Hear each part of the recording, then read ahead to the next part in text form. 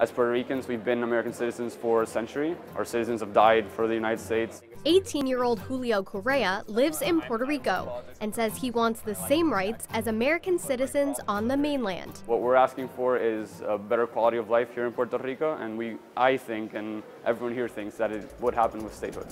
Over the summer, Puerto Ricans like Julio voted for full statehood, wanting the island territory to be the 51st state of the U.S. And Puerto Rican representatives are pushing the case to Congress, who has to make the final decision.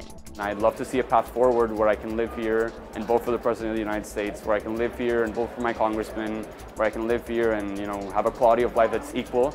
There's these moments like either the hurricane or economic crisis where suddenly people in the mainland United States are reminded that Puerto Rico is even part of the United States. Yarimar Bonilla is a professor of Caribbean Studies at Rutgers University. These places have citizens also that are also American and that are also part of the fabric of the nation. Puerto Rico is a U.S. Commonwealth, so even though the island has the same president as the United States, residents here can't vote in the presidential election. Puerto Rico doesn't have a vote in Congress. The residents don't pay the same taxes, and the island even has its own constitution. Why is this the case? The United States gained control of Puerto Rico back in 1898 during the Spanish-American War, but it wasn't until 1917 that President Woodrow Wilson signed the Jones Act into law, making residents here U.S. citizens. Fast forward to 1952, when the island became a Commonwealth, which means it's not a state, but it's not independent either. And that has made it more difficult for the island to get out of its current crisis: massive debt.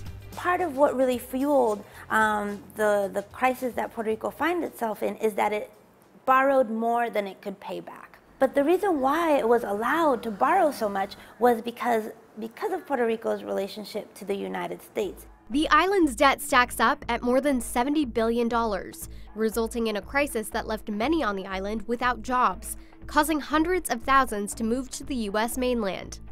It's difficult for us, the young people, because we're starting out and we have to stay here. I think the majority look for other opportunities in the United States. There are some people who stay, but it's very little. Also, as people migrate, there's less people paying taxes. And so the government will have even less resources with which to provide services to the population. If another country or even a state faced this kind of debt, it could declare bankruptcy. But Puerto Rico's status means it can't do that. So the island needs the federal government's help.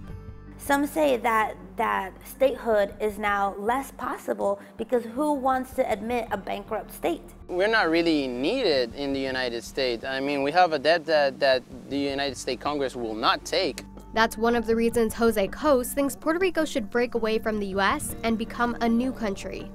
We have our own culture, our own people, our own mentality and dynamics of working. So I think that Puerto Rico should be independent from the United States. There are a lot of things that are limiting us just because of that relationship.